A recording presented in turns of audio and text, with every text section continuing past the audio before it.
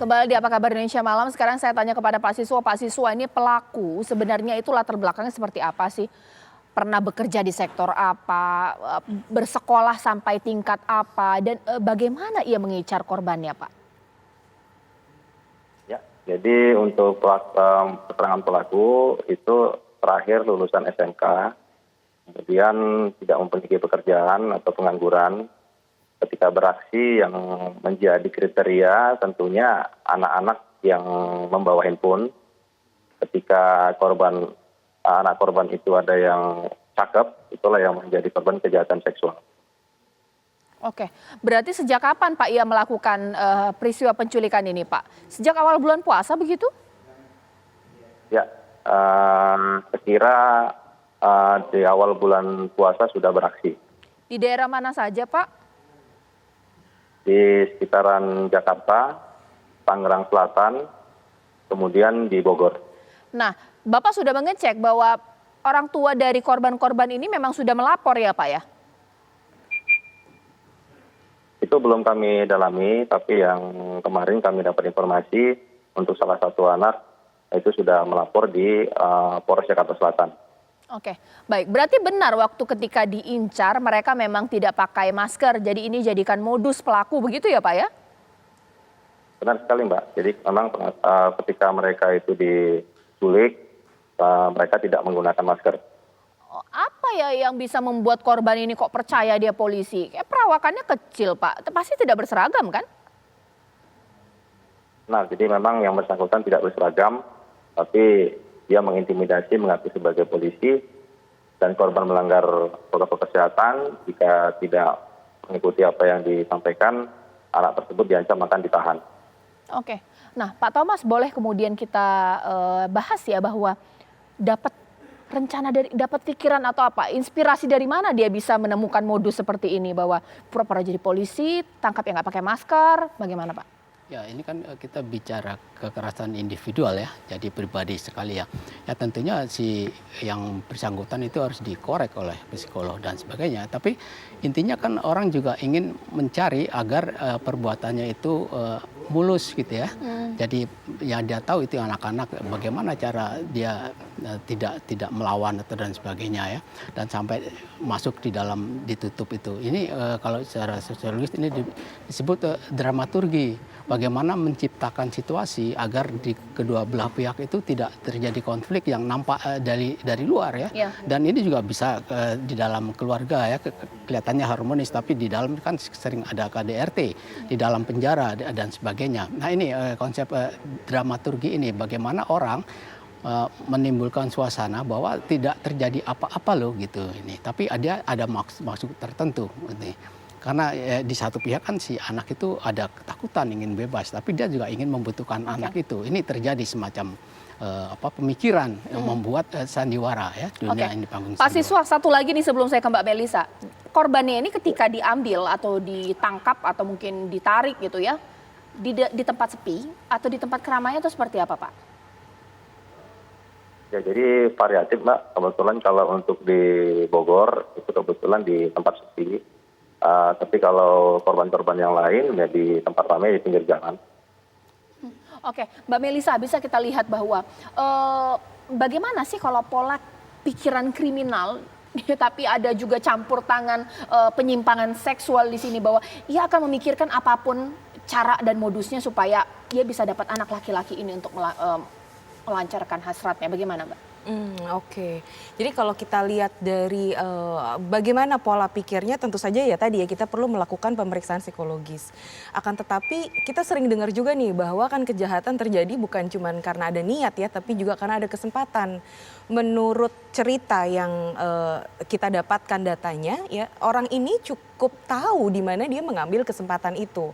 Di mana kita lagi berinteraksi dengan situasi pandemi, kemudian dia mencari alasan yang sangat matching dengan hal itu, melanggar protokol kesehatan dan kemudian kamu perlu untuk ditangkap seperti itu. Jadi tentunya ada planning di sini, ada rencana di sini gitu. Bukan cuman sesuatu yang terjadi secara tiba-tiba begitu saja. Jadi memang ya itu tadi, karena ada kesempatan, kemudian juga ada hal-hal yang memungkinkan seorang perilaku kejahatan untuk melancarkan aksinya. Oke, baik Pak. Kalau untuk tempat ia mengumpulkan korbannya itu di daerah mana Pak? Mengingat bahwa tempat ngambil anak ini kan beda-beda, Tangerang Selatan, Jakarta, Bogor ini Pak. Nah, tempat ia menampung anak itu apa? Disewa, punya teman atau bagaimana?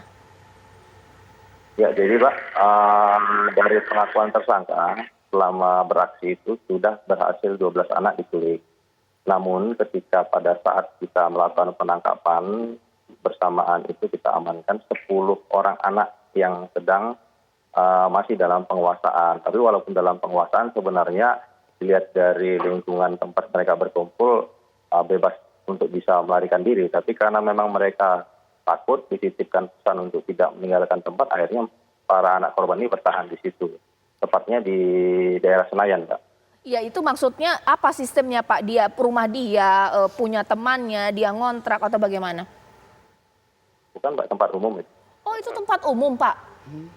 Ya, kalau untuk yang terakhir tempat umum, tapi yang selama beraksi yang 12 orang di awal tadi, itu selalu satu orang anak yang dia bawa, itu dia bawa untuk menginap di apartemen-apartemen, Pak. Oh apartemen-apartemen, uang sewa apartemen dari jual handphone begitu? Betul, apartemen yang harian, Pak. Oke, baik. Kalau sudah seperti itu bisa Pak Thomas, ini direncanakan apa? Otodidak saja? Atau mungkin ini cukup matang Pak perencanaannya?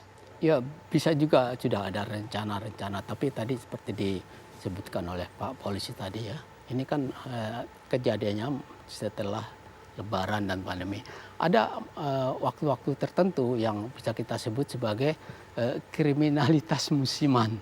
Itu misalnya Natal, Tahun Baru, Lebaran ini ya, itu antara lain juga semua orang membutuhkan uang terutama gitu ya. Jadi di situ barangkali bisa kita sebut kriminalitas musiman, terutama hal-hal yang kekerasan di jalanan ini. Ini salah satu kekerasan di jalanan, dan ini juga secara umum perlu polisi juga ketika waktu-waktu itu Lebaran, Tahun Baru dan ini meningkatkan kewaspadaan, juga keluarga. Baik. Supaya keluarga juga bisa jadi pembelajaran ini. Mungkin saya tanya kepada Pak Siswo, Pak, tadi kan Bapak sebut bahwa ini adalah tipu daya. Dijanjikan sesuatu, diancam atau bagaimana sehingga anak ini bertahan mau di apartemen, mau di satu tempat, bagaimana Pak? Ya, jadi memang untuk beberapa anak itu diintimidasi bahwa mereka adalah pelanggar prokes. Jika tidak menurut apa yang menjadi kemauan pelaku, si anak akan diancam ditahan. Kemudian juga anak ini dibuat tenang dengan diajak makan di restoran, kemudian jalan ke mall, bermain di tempat permainan di mall, demikian Mbak. Oke, nah baik Pak, kalau untuk kondisi korban ini semua Pak, apakah sudah di assessment? Apa jangan-jangan bahwa dari di antara mereka lebih dari 3 korbannya Pak, lebih dari foto yang ditunjukkan oleh pelaku Pak, bagaimana hasil assessment terhadap korban? Untuk sementara kami belum menerima hasil asesmen terhadap korban. Oke baik, kalau dari Mbak Melisa sendiri, bentuk trauma apa yang bisa terjadi terhadap korban? Mengingat bahwa di Lala ini kejadiannya memang ketika dilakukan kekerasan seksual, anaknya diberikan obat tidur. Bisa jadi ia tidak tahu apa yang terjadi ketika proses itu dilakukan. Apakah tetap faktor trauma ini juga akan mungkin terjadi, bagaimana Mbak? Iya, trauma itu kan kalau dari sisi psikologi klinis itu terjadi ketika seseorang itu mengalami atau mungkin menyaksikan sesuatu yang begitu mengancam atau berisiko mengancam nyawa, ya baik itu secara fisik ataupun secara mental atau psikologis.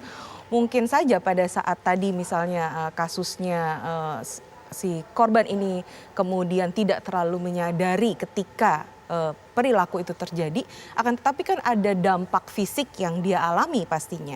Kekerasan seksual pastinya selalu menimbulkan dampak fisik juga pada organ-organ seksualnya. Dan bagaimana anak menghadapi itu juga bisa menimbulkan trauma sendiri. Masalah traumanya akan seperti apa sangat tergantung dari berbagai hal. Pertama tergantung dari usia anaknya berapa. Kemudian jenis kelaminnya apakah sama atau tidak sama dengan pelaku. Kemudian juga apa yang sebenarnya terjadi. Kemudian yang paling penting lagi adalah bagaimana anak menghayati atau memaknai perilaku atau peristiwa yang traumatik tersebut gitu ya. Dan kemudian bagaimana bentuk dukungan sosial emosional dari lingkungannya setelah anak ini dikembalikan ke keluarga gitu ya. Kan idealnya adalah anak ini diterima, diberikan rasa aman karena itu dulu yang penting. Ya, ketika orang mengalami sebuah peristiwa yang traumatik, pasti orang tidak mampu untuk merasa aman secara psikis. Nah, yang pertama kali perlu diberikan adalah rasa aman. Baik. Jangan justru kemudian disalahkan. Baik. Kamu sih main mulu, kamu sih nggak nelpon ini gini-gini. Nah itu pasti juga akan menimbulkan secondary trauma gitu pada si anak. Pak Siswa, untuk ke-12 anak ini apakah mereka sudah kembali pulang ke rumah dan apakah dipisahkan ini Pak, ada kategori yang hanya diculik saja, mana yang kemudian dilakukan kekerasan seksual sehingga perilakunya, pendampingannya berbeda atau bagaimana Pak? Ya, jadi ke-12 anak tersebut sudah kembali ke keluarganya masing-masing. Baik Pak, proses pendampingan dan asesmen seperti apa Pak saat ini? Tentunya kami berkoordinasi Mbak dengan Mabes Polri karena beberapa korban sudah ada mendapat pendampingan dari psikolog dari Mabes Polri. Kemudian kami juga dari Polres Bogor juga berkoordinasi dengan stakeholder anak yang ada di Kabupaten Bogor. Baik, mungkin saya ke Pak Thomas. Pak Thomas, kalau sudah seperti ini, apa yang harus dilakukan oleh orang tua? Mengingat bahwa polisi atau petugas berpakaian sipil banyak gitu. Kalau dulu kita, jangan pernah mau dibawa orang yang ngaku-ngaku teman ibumu, karena sudah pasti itu penculik anak. Nah sekarang petugas protokol kesehatan itu juga dicurigai nanti jangan-jangan penculik anak atau bagaimana Pak? Ya, saya kira kan kejahatan itu bisa dilakukan oleh siapapun gitu ya. Nah, orang tua kepada anaknya juga dia harus ada semacam pendidikan ya. Bahkan kalau kita katakan pendidikan seks ya, artinya bukan hanya bagaimana cara kita hubungan suami istri, tapi juga kemungkinan ada kelainan seksual ya. Laki-laki itu bisa loh senang sama laki-laki juga, terutama anak-anak, barangkali kamu suka diciumin dan ini ya. Lalu juga bagaimana kalau dia sudah pada hal-hal yang ditangkap itu, dia harus bisa minta pertolongan ke siapa? Tentunya dengan bicara tolong gitu ya, jangan bilang ini. Nah, juga barangkali perlu ada semacam kode-kode rahasia ya yang diberikan oleh orang tua.